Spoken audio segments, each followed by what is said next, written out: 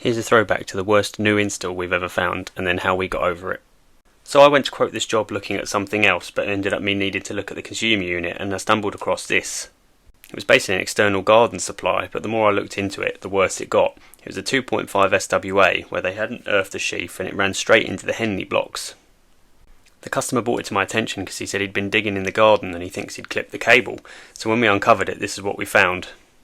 Just a gaffer taped up joint, and when I opened it, it was just literally open connections and Wagos. And no, I'm not exaggerating this is literally how we found it. I was only there for a quote, but in good conscience I couldn't leave it like this, so I took it straight out of the Henley block, removed it, and also had to replace the Henley block because that was pretty broken as well, just for safety. And off the back of that, I explained how dangerous it was and gave them a quote for us to sort it all out properly. And a few weeks later, we were back ready to sort it out. We got a medium grade trenching machine because we were going to take it straight down the middle of the lawn in this occasion. We started as we normally do, cutting up the turf and putting to one side, and then got the machine going through it as well to dig up the rest.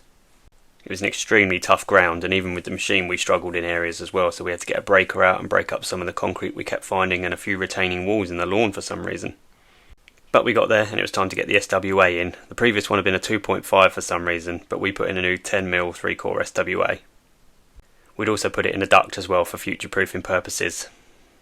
Once the cable was in, it was a case of clipping it down the side of the property and getting it into the garage to where our new consumer unit was going to be located. This unit was surge protected and we went for a 32A RCBO to manage to cover all the things they needed in the building down the garden. As I said, the ground was extremely difficult to get down, and even though we tried pretty much all day, it wasn't quite as deep as I'd normally like, so we went for the rubble and roof tile option on top of the ducting too, and obviously 2 layers of warning tape as well. And once we were done with that, it was backfilling and getting the turf back to a relative state of normality, cutting out some of the paving so it would fit around our ducting and giving that a good tidy up so we could leave it pretty much as we found it.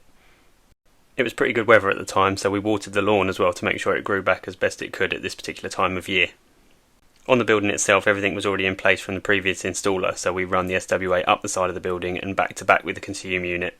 Did give the unit a check as well just to make sure everything was alright in the building, as we didn't trust them at this point. Then followed it up with some testing of course, and that was that, another job done.